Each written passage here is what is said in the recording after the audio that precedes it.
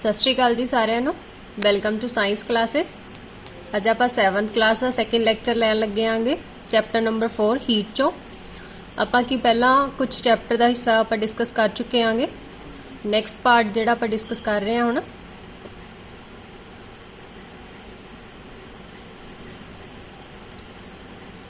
ਇੱਥੇ ਸ਼ੁਰੂ ਕਰਦੇ ਹਾਂ 4.3 ਲੈਬੋਰੇਟਰੀ ਥਰਮਾਮੀਟਰ। ਲੈਬੋਰੇਟਰੀ ਥਰਮਾਮੀਟਰ ਜਿਵੇਂ ਕਿ ਕਲੀਨਿਕਲ ਥਰਮਾਮੀਟਰ ਆਪਾਂ ਡਿਸਕਸ ਕਰ ਚੁੱਕੇ ਹਾਂ ਕੀ ਹੁੰਦਾਗਾ। ਹੁਣ अपने ਲੈਬੋਰੇਟਰੀ ਥਰਮਾਮੀਟਰ इस तरह का हुंदा जिहड़ा साइड ते दिख रहा तुहानूं।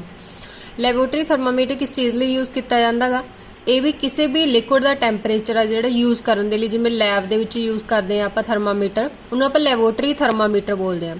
जिवें साइंस लैब की गल कीती जाए तो उहदे विच जिहड़ा थर्मामीटर होगा वो ਲੈਬੋਰੇਟਰੀ थर्मामीटर कहाऊगा। वो इस तरह का हुंदा लंबा जिहा एक थर्मामीटर।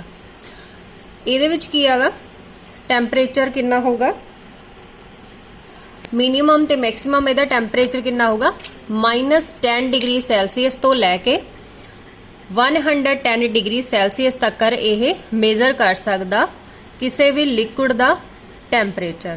तो इस तरह का हुंदा इहदे पूरे जिवें कि क्लीनिकल थर्मामीटर के टैंपरेचर आपां शो करते हुंदे हां डिग्री सैल्सीयस दे विच, इसे तरह ही यह आपदा टैंपरेचर दसूगा।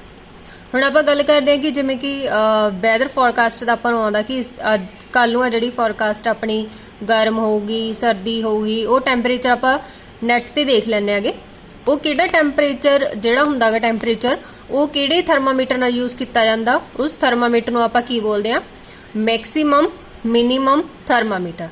मतलब कि एक दिन का उत्थे तुहानूं टैंपरेचर देखिया होवे तां तुसीं अज नोट कर सकदे हो कि देखियो कि कल का टैंपरेचर तुहानूं एक मैक्सीमम ते मिनीमम दो दिते होणगे भी वध तो वध इन्ना ते घट तो घट इन्ना टैंपरेचर अपने एरिए का रहूगा।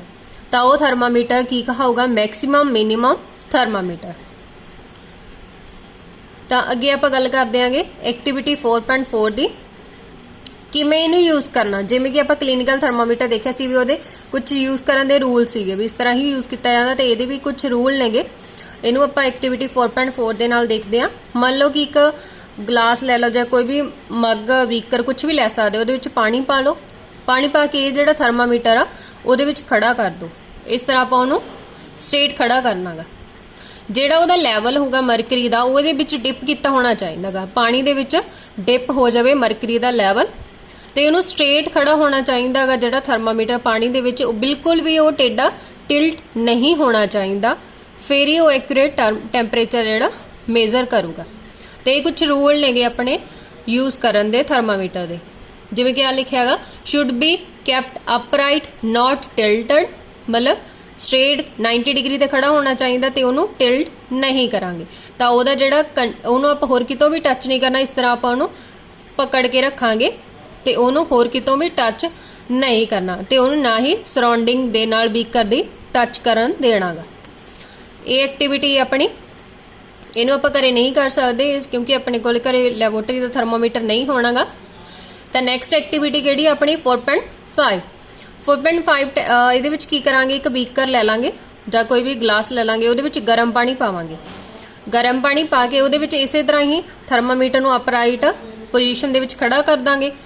जदों इनू टैंपरेचर हौली हौली उपर जाता जाऊगा तो जिन्ना पानी का टैंपरेचर आ वो दस दूगा, मतलब 40 डिग्री आ 50 डिग्री आ। जो स्टैडी हो गया रुक गया तो उत्थे आपां नूं पता लग जू भी इन्ना टैंपरेचर आगा। तो हुण की हैगा जिवें कि डॉक्टर अपने मूँह चों कढ के थर्मामीटर चैक कर लैंदा टैंपरेचर, बट इहदा टैंपरेचर आपां इहदे विचों कढ के नहीं चैक कर सकते। इनू इसे तरह ही जो खड़ा गा टैंपरेचर मान लो इत्थे रुक जांदा गा ते इनू इत्थे नोट करना पऊगा इवें ही।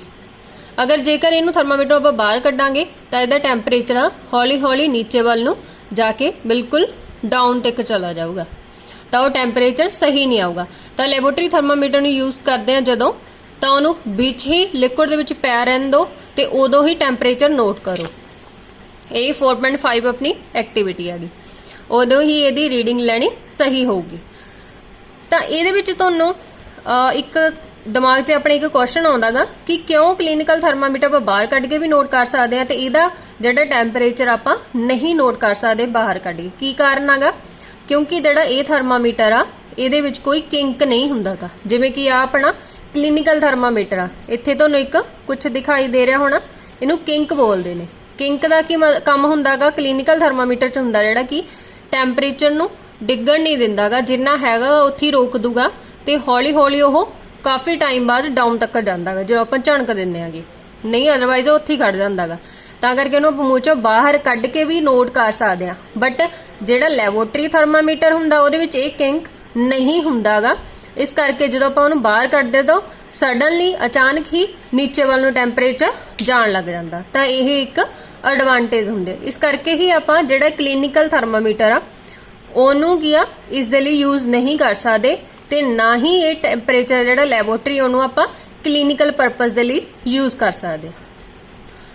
ਜਿਹੜਾ ਇਹਦੇ ਵਿੱਚ ਲਿਕੁਇਡ ਯੂਜ਼ ਹੁੰਦਾਗਾ, ਮਤਲਬ ਮੈਟਲ ਯੂਜ਼ ਹੁੰਦੀ ਆ, ਉਹ ਮੈਟਲ ਨੂੰ ਆਪਾਂ ਕੀ ਬੋਲਦੇ ਆਂਗੇ, ਮਰਕਰੀ। ਮਰਕਰੀ ਇੱਕ ਬਹੁਤ ਜ਼ਿਆਦਾ ਟੌਕਸਿਕ ਸਬਸਟੈਂਸ ਹੁੰਦੀ ਆ, ਜ਼ਹਿਰੀਲਾ ਸਬਸਟੈਂਸ ਆ। ਮਤਲਬ ਕਿ ਅਗਰ ਮੰਨ ਲਓ ਆਪਣੇ ਤੋਂ ਥਰਮਾਮੀਟਰ ਟੁੱਟ ਗਿਆ, ਥਰਮਾਮੀਟਰ ਟੁੱਟਣ ਦੇ ਨਾਲ ਕੀ ਮਰਕਰੀ ਬਾਹਰ ਨਿਕਲ ਜੂਗੀ, ਰਿਲੀਜ਼ ਹੋ ਜੂਗੀ, ਜਿਹੜੀ ਕਿ ਡਿਸਪੋਜ਼ ਕਰਨੀ, ਮਤਲਬ ਡਿਸਪੋਜ਼ ਕਰਨਾ ਉਹਨੂੰ ਨੁਕਸਾਨ ਹੋਊਗਾ। ਕਿੱਥੇ ਡਿਸਪੋਜ਼ ਕਰੀਏ, ਹੁਣ ਆਪਣੇ ਕੋਲ ਕੋਈ ਜਗ੍ਹਾ ਨਹੀਂ ਹੈਗੀ ਡਿਸਪੋਜ਼ ਕਰਨ ਦੀ, ਇਸ ਕਰਕੇ ਅੱਜ ਕੱਲ ਕੇ ਕਲੀਨਿਕਲ ਥਰਮਾਮੀਟਰ ਨੂੰ ਰੀਪਲੇਸ ਕਰਦੇ ਇੱਕ ਇਸ ਤਰ੍ਹਾਂ ਦੇ ਡਿਜੀਟਲ ਥਰਮਾਮੀਟਰ ਆਉਂਦੇ, ਕਿਉਂਕਿ ਇਹਦੇ ਵਿੱਚ ਕੋਈ ਵੀ ਮਰਕਰੀ ਯੂਜ਼ ਨਹੀਂ ਕੀਤੀ ਜਾਂਦੀ। ਨੈਕਸਟ ਆਪਣਾ ਟੌਪਿਕ ਹੋਊਗਾ transfer of heat. Transfer of the heat ਮਤਲਬ ਕੀ ਹੁੰਦਾਗਾ, ਇਹਨੂੰ ਆਪਾਂ ਐਕਟੀਵਿਟੀ ਦੇ ਨਾਲ ਸਮਝਦੇ ਆਂਗੇ। ਜਿਵੇਂ ਕਿ ਆਪਣੀ ਐਕਟੀਵਿਟੀ ਹੈਗੀ 4.6, ਇਹ ਤੁਸੀਂ ਕਰਕੇ ਵੀ ਦੇਖਣੀ ਹੈ ਤੇ ਜੋ ਵੀ ਰਿਜ਼ਲਟ ਆਊਗਾ ਤੇ ਉਹ ਮੈਨੂੰ ਕਮੈਂਟ ਸੈਕਸ਼ਨ ਦੇ ਵਿੱਚ ਤੁਸੀਂ ਸੈਂਡ ਕਰੋਗੇ। ਜਿਵੇਂ ਕਿ ਆਪਾਂ ਆਇਰਨ ਦੀ ਰੋਡ ਲੈ ਲੈਣੀ ਆ, ਉਹਨੂੰ ਦੋ ਇੱਟਾਂ ਦੇ ਵਿਚਕਾਰ ਇਸ ਤਰ੍ਹਾਂ ਪਲੇਸ ਕਰਨਾਗਾ। ਫਿਰ ਕੀ ਕਰਨਾਗਾ, ਕੋਈ ਪੁਰਾਣੀ ਕੈਂਡਲ ਹੁੰਦੀ ਆ ਆਪਣੇ ਕੋਲ, ਉਹਨੂੰ ਇਕੁਅਲ ਡਿਸਟੈਂਸ ਤੇ ਪਲੇਸ ਕਰ ਦਾਂਗੇ। ਮਤਲਬ ਇੱਥੇ ਇੱਕ ਟੁਕੜਾ ਰੱਖ ਦਾਂਗੇ ਕੈਂਡਲ ਦਾ, ਇਕੁਅਲ ਡਿਸਟੈਂਸ, ਮਤਲਬ ਇੱਥੇ 1 ਸੈਂਟੀਮੀਟਰ ਦਾ ਗੈਪ ਰੱਖਿਆ, ਫਿਰ ਇੱਕ ਇੱਥੇ ਟੁਕੜਾ 1 ਸੈਂਟੀਮੀਟਰ ਦਾ ਗੈਪ, ਇੱਥੇ ਟੁਕੜਾ 1 ਸੈਂਟੀਮੀਟਰ, ਇਸ ਤਰ੍ਹਾਂ ਆਪਾਂ ਕਈ ਟੁਕੜੇ ਰੱਖ ਦਾਂਗੇ। ਫਿਰ ਕੀ ਇੱਥੇ ਕੈਂਡਲ ਬਰਨ ਕਰਨੀ ਲਾ ਦਾਂਗੇ ਇੱਕ ਕਿਨਾਰੇ ਤੇ। ਤਾਂ ਇਹ ਜਦੋਂ ਕੈਂਡਲ ਦੀ ਹੀਟ ਇੱਥੇ ਆ ਤਾਂ ਆ ਏਰੀਆ ਸਭ ਤੋਂ ਵੱਧ ਕੂਲ ਹੋਊਗਾ, ਹੌਟ ਹੋ ਜਾਊਗਾ, ਤੇ ਆ ਗਿਆ ਸਭ ਤੋਂ ਕੂਲ ਏਰੀਆ ਹੈਗਾ। ਤਾਂ ਕਿ ਹੀਟ ਆ ਜਿਹੜੀ ਹੌਟ ਪਲੇਸ ਤੋਂ, ਹੌਟਰ ਪਲੇਸ ਤੋਂ ਕੂਲ ਪਲੇਸ ਵੱਲ ਆਪਣੇ ਆਪ ਜਾਣ ਲੱਗ ਜਾਂਦੀ ਹੈਗੀ। ਤਾਂ ਇਹਨੂੰ ਜੇ ਰੋਡ ਨੂੰ ਆਪਾਂ ਟੱਚ ਕਰਕੇ ਉਰੋਂ ਦੇਖਾਂਗੇ ਤਾਂ ਇੱਥੋਂ ਹੌਲੀ ਹੌਲੀ ਗਰਮ ਹੋ ਜਾਂਦੀ ਹੈਗੀ। ਤਾਂ ਇਹ ਕੀ ਆ, ਜਦੋਂ ਹੌਲੀ ਹੌਲੀ ਇਸ ਤਰ੍ਹਾਂ ਗਰਮ ਹੁੰਦੀ ਜਾਊਗੀ ਇਵੇਂ ਏਰੀਆ, ਸਭ ਤੋਂ ਪਹਿਲਾਂ ਇਹ ਪਿਘਲ ਜਾਂਦੀ, ਮੈਲਟ ਹੋ ਜੂਗੀ, ਫਿਰ ਇਹ ਪਿਘਲੂਗੀ, ਇਸ ਤਰ੍ਹਾਂ ਇਹ ਰੈਗੂਲਰਲੀ ਮੈਲਟ ਹੁੰਦੀ ਜਾਊਗੀ। ਤਾਂ ਇਹ ਕੀ ਆ, ਕਿਸ ਤਰ੍ਹਾਂ ਹੀਟ ਆ ਜਿਹੜੀ ਹੌਟ ਏਰੀਆ ਤੋਂ ਕੂਲ ਏਰੀਆ ਵੱਲ ਟ੍ਰਾਂਸਫਰ ਹੁੰਦੀ ਹੈਗੀ। ਤਾਂ ਇਹ ਐਕਟੀਵਿਟੀ ਆਪਾਂ ਘਰੇ ਕਰਕੇ ਦੇਖ ਸਕਦੇ ਆ। ਇੱਥੇ ਆਪਣੀ ਡੈਫੀਨੇਸ਼ਨ ਪਈ ਹੈ ਕੰਡਕਸ਼ਨ ਦੀ, ਇਹਨੂੰ ਆਪਾਂ ਕੰਡਕਸ਼ਨ ਬੋਲਦੇ ਆ। The process by which heat is transferred from the hotter end to the cooler end of an object, ਮਤਲਬ hot end ਤੋਂ cool end ਵੱਲ ਹੀਟ ਜਿਹੜੀ ਆਪਣੇ ਆਪ ਜਾਂਦੀ ਕਿਸੇ ਵੀ ਆਬਜੈਕਟ ਦੇ ਵਿੱਚ, ਉਹ ਕੀ ਕਹਾਉਂਦੀ ਆ, ਕੰਡਕਸ਼ਨ ਕਹਾਉਂਦੀ ਹੈਗੀ। ਤਾਂ ਸੈਕਿੰਡ ਐਕਟੀਵਿਟੀ ਆਪਣੀ 4.7, ਇਹ ਵੀ ਆਪਾਂ ਘਰੇ ਕਰਕੇ ਦੇਖਾਂਗੇ ਤੇ ਇਹ ਵੀ ਤੁਸੀਂ ਆਬਜ਼ਰਵੇਸ਼ਨ ਨੋਟ ਕਰਨੀ ਹੈ ਤੇ ਸੈਂਡ ਕਰਨੀ ਆ। ਇੱਕ ਕੋਈ ਵੀ ਕੰਟੇਨਰ ਲੈ ਲਓ, ਮਤਲਬ ਕੱਚ ਦਾ ਗਲਾਸ ਲੈ ਲਓ, ਉਹਦੇ ਵਿੱਚ ਆਪਾਂ ਗਰਮ ਪਾਣੀ ਪਾ ਦਿੰਨੇ ਆ, ਫਿਰ ਉਹਦੇ ਵਿੱਚ ਡਿਫਰੈਂਟ ਤਰ੍ਹਾਂ ਦੇ ਆਬਜੈਕਟਸ ਰੱਖਣੇ ਆ। ਮਤਲਬ ਇੱਕ ਆਪਣਾ ਸਕੇਲ ਰੱਖ ਦੋ, ਇੱਕ ਪੈਨਸਿਲ ਰੱਖ ਦੋ, ਇੱਕ ਰਬੜ ਦਾ ਸਕੇਲ ਰੱਖ ਦੋ, ਇੱਕ ਆਪਣੇ ਆਇਰਨ ਦਾ ਮਤਲਬ ਲੋਹੇ ਦਾ ਜਿਹੜਾ ਸਕੇਲ ਹੁੰਦਾ ਉਹ ਰੱਖ ਦੋ, ਸਪੂਨ ਰੱਖ ਦੋ, ਡਿਵਾਈਡਰ ਰੱਖ ਦੋ, ਡਿਫਰੈਂਟ ਤਰ੍ਹਾਂ ਦੇ ਇੰਸਟਰੂਮੈਂਟ ਰੱਖ ਦੋ। ਕੁਝ ਟਾਈਮ ਇਹਨੂੰ ਪੈ ਰਹਿਣ ਦੋ ਤੇ ਇਹ ਤੋਂ ਬਾਅਦ ਨੋਟ ਕਰੋ ਕਿ ਸਭ ਤੋਂ ਜ਼ਿਆਦਾ ਜਿਹੜਾ ਟੈਂਪਰੇਚਰ ਕਿਹਦਾ ਹੈਗਾ, ਮਤਲਬ ਹੌਟ ਆ ਜਿਹੜਾ ਕਿਹੜਾ ਹੋ ਰਿਹਾ ਹੈਗਾ। ਇਹਨਾਂ ਚੋਂ ਨੋਟ ਕਰਨਾ ਕਿਹੜਾ ਬਿਲਕੁਲ ਨਹੀਂ ਗਰਮ ਹੋਇਆ ਜਾਂ ਕਿਹੜਾ ਜ਼ਿਆਦਾ ਗਰਮ ਹੋਇਆ, ਕਿਹੜਾ ਘੱਟ ਹੋਇਆਗਾ। ਇਹਨੂੰ ਆਪਾਂ ਨੋਟ ਕਰਾਂਗੇ ਤੇ ਇਹ ਸੈਂਡ ਕਰੋਗੇ ਮੈਨੂੰ। ਇਹ 4.7 ਐਕਟੀਵਿਟੀ ਸੀਗੀ, ਇੱਥੇ ਆਪਾਂ ਦੱਸਾਂਗੇ ਕਿ ਕੀ ਹੋਇਆਗਾ। ਆਰਟੀਕਲ ਮੰਨ ਲਓ ਸਟੀਲ ਸਪੂਨ ਲੈਤਾ, material with which the article is made of. Material ਮਤਲਬ ਉਹ ਚੀਜ਼ ਹੈ, ਕਿਸ ਚੀਜ਼ ਦੀ ਬਣੀ ਹੋਈ ਹੈ, ਮੈਟਲ ਦੀ, ਪਲਾਸਟਿਕ ਦੀ, ਵੁੱਡ ਦੀ, ਕਿਸ ਚੀਜ਼ ਤੋਂ ਬਣੀ ਹੋਈ ਲਿਖਾਂਗੇ। ਟੇਬਲ ਇਹ ਤੁਸੀਂ ਪ੍ਰਪੇਅਰ ਕਰਨਾਗਾ। Does the other end get hotter, ਤਾਂ ਉਹ ਗਰਮ ਹੋਇਆਗਾ ਜਾਂ ਨਹੀਂ ਹੋਇਆਗਾ, ਇਹ ਇੱਥੇ ਲਿਖਾਂਗੇ ਆਪਾਂ। ਇਹ 4.7 ਐਕਟੀਵਿਟੀ ਆਪਣੀ। ਇਹ ਤੋਂ ਬਾਅਦ ਇਹ ਆਪਾਂ ਨੂੰ ਕੀ ਪਤਾ ਲੱਗਿਆ, ਕੁਝ ਚੀਜ਼ਾਂ ਇਹਦੇ ਵਿੱਚ ਗਰਮ ਹੋਈਆਂ ਸੀਗੀਆਂ, ਕੁਝ ਗਰਮ ਨਹੀਂ ਹੋਈਆਂ ਸੀਗੀਆਂ। ਮਤਲਬ ਰਬੜ ਦੀ ਚੀਜ਼ ਜਿਹੜੀ ਪਲਾਸਟਿਕ ਦੀ ਚੀਜ਼ ਆ ਉਹ ਗਰਮ ਨਹੀਂ ਹੋਊਗੀ। ਉਹ ਤੋਂ ਕੀ ਪਤਾ ਲੱਗਦਾ, ਉਹ ਆਪਾਂ ਨੂੰ ਇਨਸੂਲੇਟਰ ਨੇਗੇ। ਇਨਸੂਲੇਟਰ ਕੀ ਹੁੰਦੇ ਆ, ਜਿਨ੍ਹਾਂ ਦੇ ਵਿੱਚ ਦੀ ਹੀਟ ਨਹੀਂ ਲੰਘ ਪਾਉਂਦੀ, ਨਹੀਂ ਪਾਸ ਕਰ ਪਾਉਂਦੀ, ਤਾਂ ਉਹਨੂੰ ਆਪਾਂ ਇਨਸੂਲੇਟਰ ਕਹਾਉਂਦੇ ਆਂਗੇ। ਦੂਜਾ ਕੀ ਹੁੰਦੇ, conductor of the heat. Conductor of the heat ਮਤਲਬ ਜਿਨ੍ਹਾਂ 'ਚ ਹੀਟ ਈਜ਼ਲੀ ਪਾਸ ਕਰ ਜਾਂਦੀ ਹੈ। ਫॉर एग्जांपल ਆਇਰਨ, ਲੋਹਾ, ਕਾਪਰ ਜਾਂ ਫਿਰ ਐਲੂਮੀਨੀਅਮ। ਇਹਦੇ ਐਗਜ਼ਾਮਪਲਸ ਨੇ ਜਿਨ੍ਹਾਂ ਵਿੱਚ ਦੀ ਹੀਟ ਆ ਜਿਹੜੀ ਪਾਸ ਕਰ ਜਾਂਦੀ ਹੈਗੀ।